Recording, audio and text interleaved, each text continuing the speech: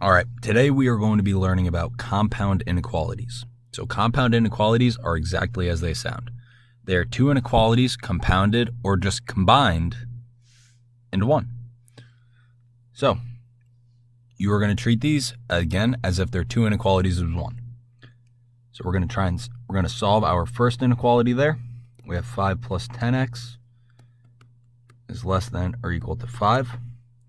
So remember, whenever you are solving inequalities or equations, we follow the opposite of PEMDAS. So we worry about adding and subtracting first.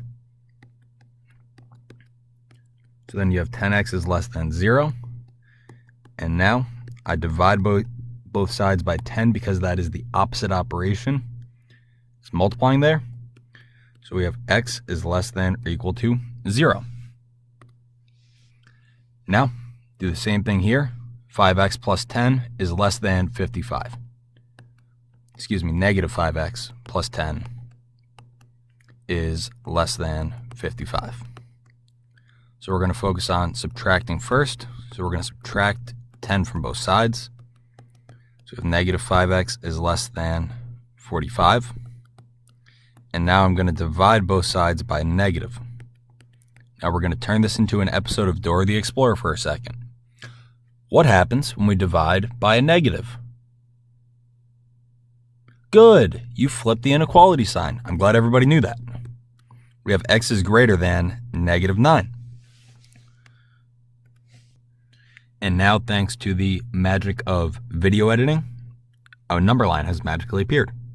So what we're going to do is we're first going to put a shaded in circle at 0, and then we're going to put an open circle at negative 9. Now my first inequality is x is less than 0. So all the numbers less than 0 go to the left. My second one here, x is greater than negative 9. So all the numbers bigger than 0, so it goes to the right. And essentially, you're just connecting the dots here. All right?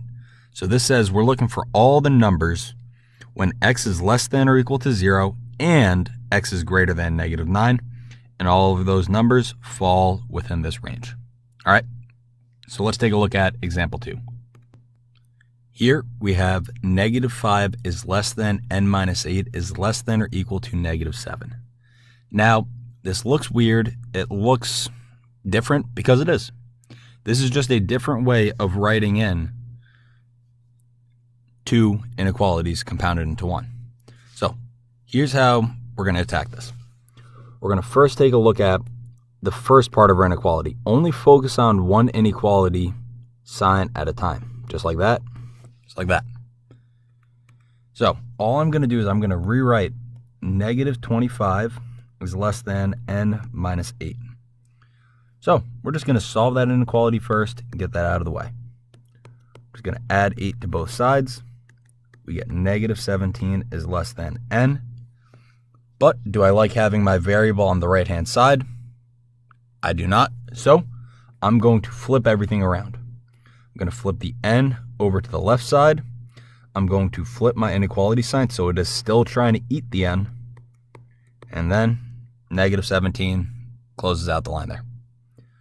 So that's all you do for the first part. The second part, what I want to do is I want to take n minus 8 is less than negative 7. So it's n minus 8 is less than or equal to negative 7 there. Clean that up. So n minus 8 is less than or equal to negative 7. And now do the same steps. We just add 8 and we get n is less than or equal to 1. Our variable is already on the left-hand side there, so we do not need to worry about flipping it.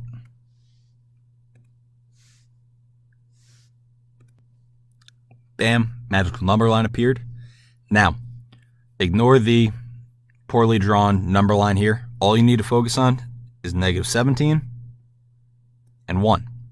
So, n is greater than negative 17. I'm going to put an open circle at negative 17. It's all the numbers bigger than negative 17. N is less than or equal to 1. This means we have a solid dot there. It is okay to have two different colored dots, but because n is less than or equal to 1, all the numbers less than that, and you're just connecting the dots here. All right, so that's it for example 2. Let's take a look at example 3. Here we have a compound inequality similar to example 1.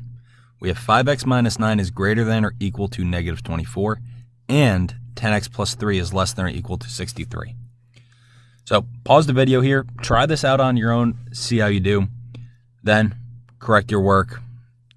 I'll write out the steps here, come back here and double check your work. All right. So first thing I'm going to do is I'm going to have 5x minus 9 is greater than or equal to negative 24. So I'm just going to add 9 first. I'm just going to add 9 first to both sides. I have 5x is greater than or equal to negative 15. And then I'm going to divide both sides by 5. And I get x is greater than or equal to negative 3. Now I'm going to do the same thing with 10x plus 3 is less than 63. I'm going to subtract 3 first. I have 10x is less than or equal to 60. And now I'm going to divide both sides by 10. And I get x is less than or equal to 6. Bam, number line. So x is greater than negative 3, shaded in dot there. X is less than 6, less than or equal to 6, shaded in dot there. And by now, you could have guessed it, we're connecting the dots. All right? All right, for example 4, we have 4x is greater than 7 minus 10x is greater than negative 43. If you are up for a challenge, try this out on your own. But if you're still confused about the first 3 examples, I would just follow along as I go through this. Okay? So, now that I have my brush tool selected, or not, now that I have my brush tool selected, we have 47 is greater than 7 minus 10x. Now this is a tricky inequality. But that's not that bad. It's manageable. We have 47 is greater than 7 minus 10x. So again, we do the opposite of PEMDAS, so I'm going to subtract 7 from both sides. And I end up with 40 is greater than negative 10x. Now, I'm going to divide both sides by negative 10.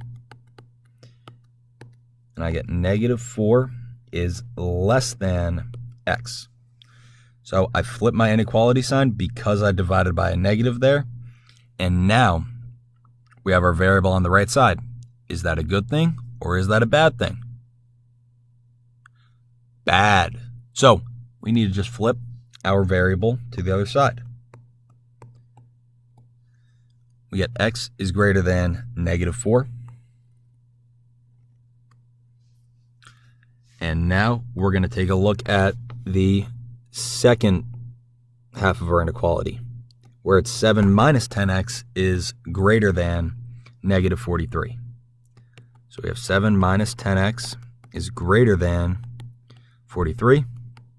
So I'm going to subtract